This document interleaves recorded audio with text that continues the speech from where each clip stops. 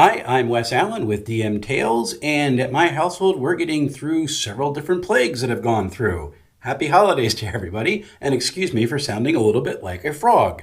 But I wanted to get to my next review, which is Iron Falcon 75. Let's roll it.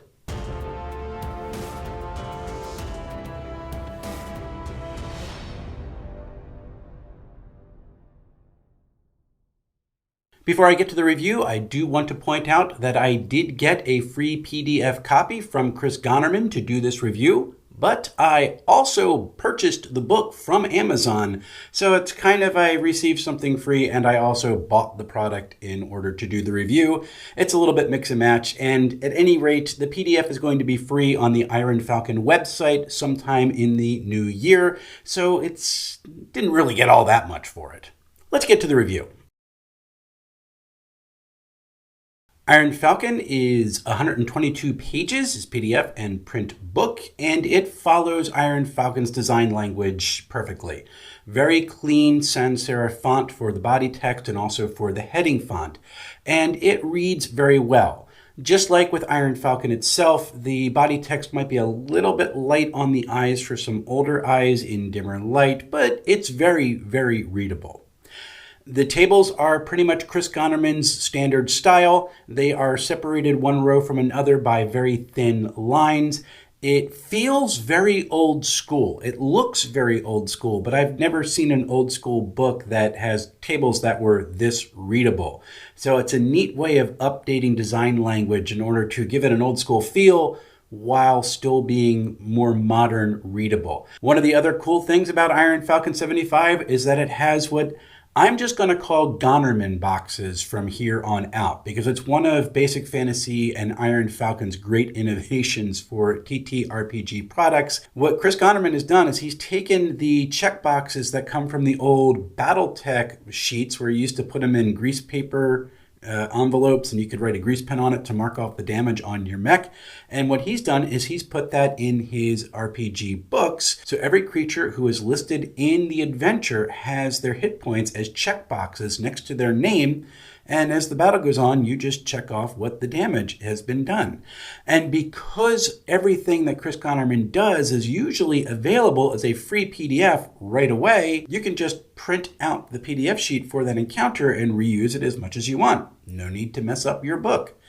Really cool innovation, and I love the fact that it's here. I wish other books, especially in the OSR space, would just pick up on it and use Gonnerman boxes. That's what I'm calling them from here on out. Now, the adventure sections in the book also make use of the classic box text. There are some short bits, there are some very long bits, and it's nice to go back and feel that kind of old school experience that I got with things like the Keep on the Borderlands and Isle of Dread and Castle Amber that gave you that little descriptive text that was in that box. This is not meant to be read out loud. It is there for the GM to kind of arrange it into their own language and communicate it in a way that makes sense for them.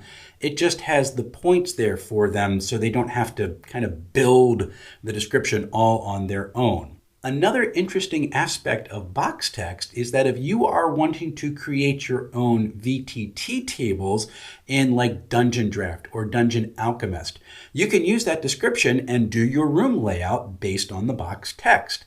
That's really kind of cool. There is not a ton of artwork in Iron Falcon 75, but what's there is the old classic pencil and ink drawings, black and white, that give it that old school evocative feel. What is included in Iron Falcon 75 is really, really good. There's just not a whole lot of it scattered throughout the text. All in all, this is a clean book. It is easy to read, very easy to follow, and it's pretty much what I expect from anything that Gonnerman puts his name on at this point. He has designed a very good language for both Iron Falcon and Basic Fantasy RPG, and I'm really appreciative of it. Now, the game itself has an interesting mishmash feel. In one sense, it's a lot like the Goonies. You have a fish out of water party that is exploring things they have no real clue about, and they're kind of stumbling from one thing to a next. In another sense, it has this almost conspiratorial aspect to it that is evocative of the X-Files. And then because of the funhouse nature of it, and you never really know what's going to be around the next corner, it also has this sense of pulling in from the TV show Grimm. This mix is really, really cool, and it's a very interesting setting that he's come up with. It takes place in the real world, but in 1975, and it's probably set in 1975 because that is the year that the Greyhawk supplement came out for original Dungeons & Dragons, and it brought in the fourth of what we now consider the four core classes: the fighter, the magic user, the cleric, and the thief. It is not a game in its own right. It uses the Iron Falcon core rules, so you're going to need that book or another compatible system in order to run the game. And that's going to cost you maybe $10 to get, or a free download as a PDF. So it's not really increasing the buy-in to play Iron Falcon 75 all that much. And if you already have Basic Fantasy RPG or Old School Essentials or Labyrinth Lord or Swords and Wizardry or White Box, you can really play Iron Falcon 75 as is and use those rules as your core. So pretty cool. As I said, it takes place on Earth in 1975, but it is in a world where magic was once real. And for reasons that are unknown to anyone and are never explained in the book, there was a group of people who decided they needed to banish magic from reality. And long, long ago, they did exactly that. So all the fantastical beasts that are part of our myths and legends were once real, and now they've just gone away. But in 1975, magic is beginning to seep back in, and there is another group of people who are set up that's never fully developed. There's a lot here that the GM can make for themselves.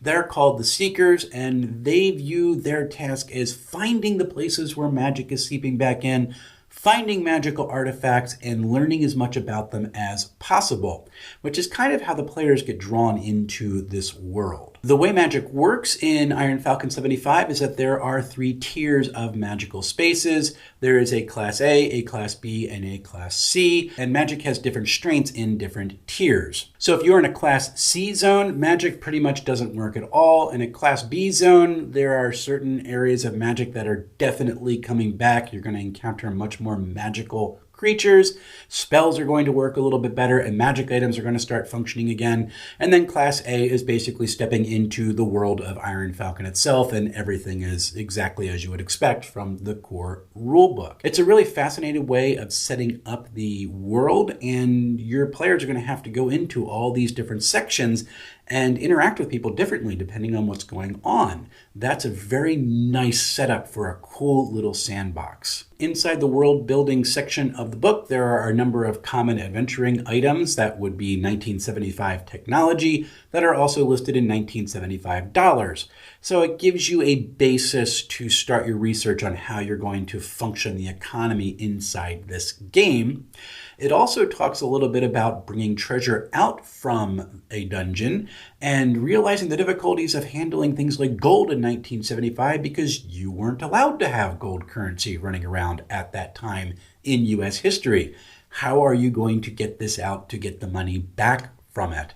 That's a very interesting aspect of the game. So there's this sense that you are a secretive organization yourself, and all your gains from the dungeon crawls, you're going to have to figure out a way to kind of work them into your regular life.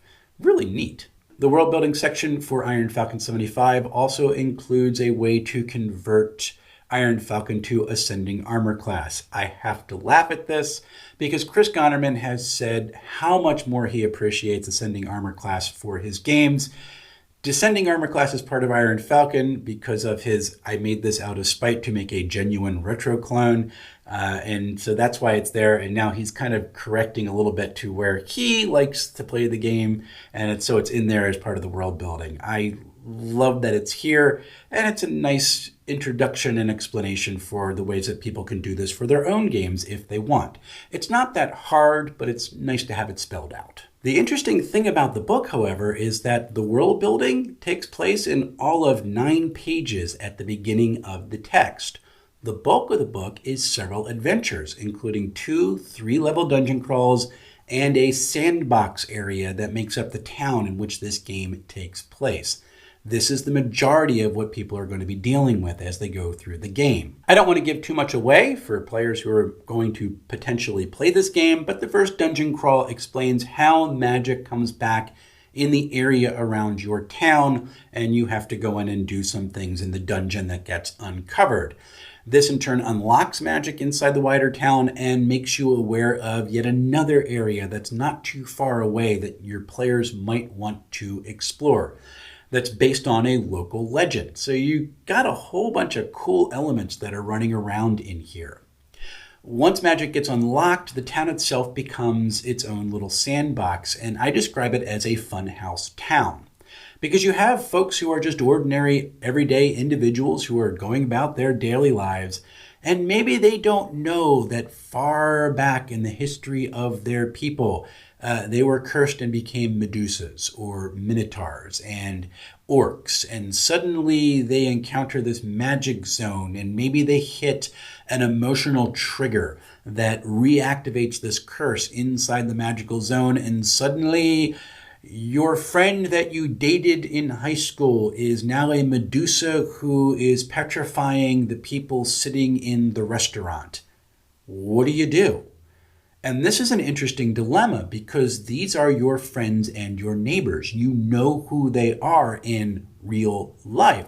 So your party can't just murder hobo everybody. If you murder hobo everybody, you've killed your childhood sweetheart. And well, that's not going to go over too well with the local police. How are you going to interact with these people in a way that brings them back down into reality? Also, your PCs might end up being a demi-human race. Maybe in a long time ago, they were an elf or a dwarf, and suddenly in the magic zone, they're changing in height and gaining weight, and they're starting to see in the dark. And when they go back outside the magic zone, they revert almost back to their typical human self. This is going to be a fascinating thing to play. And the way that Chris Gonnerman describes working through the town is that your players should be encouraged to play their normal lives, going to work, going to the bank, heading out for breakfast, meeting people for lunch, and having all these different NPCs interact with them as they go about their daily activities. Maybe it's only after the third or fourth time that an NPC is introduced that the magic gets triggered, and suddenly little Sally is now a kobold who is trying to slit your throat. This is kind of a fun thing. It's a fun house area in this little touristy town. And because it actually is a tourist trap, there are people who are always coming and going, so this gives the GM a lot of leeway to create their own NPCs and introduce a whole new slew of mythical beasts inside this little town where magic has come back that aren't necessarily part of the module itself. This is neat. I actually really want to try this out to see what it looks like. So in the end, Iron Falcon 75 is not what I was expecting. I was expecting a much more of a core rulebook that explained how to bring Iron Falcon into the modern era. But instead you get these 3 adventures that explain how to do this by taking you on an adventure. You learn by doing. And this has got a very old school feel to it because that's how most of us learned how to play D&D back in the day. We met someone who played, they taught us how they played the game, we took what they learned and we added it to our own games as we moved forward. None of us really played the rules as written. We were all kind of a mishmash of different tables and thoughts and house rules, even though we didn't call them house rules back then. And so the way that Iron Falcon 75 is presented, here's the basic rules for the world, here's an adventure, figure it out. This has that old school charm to it, and I love everything about it.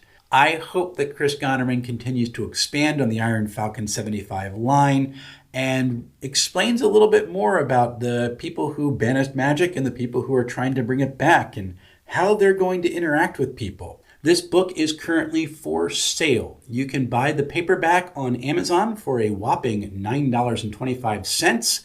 If you want it as a hardbound book, you're going to pay $20 on Amazon. This is not that much for this size of a book. It's a very good value. If you want something that is different, that has an old school feel, but a completely different reality, this is something you will want to pick up. It is really well done, and I am so glad that Chris Gonnerman has made it available to all of us. So next week, I'm going to complete my Iron Falcon trilogy and look at the new Iron Falcon Handbook of Monsters. This is a really interesting book that just adds a whole lot more classic D&D monsters into the Iron Falcon family.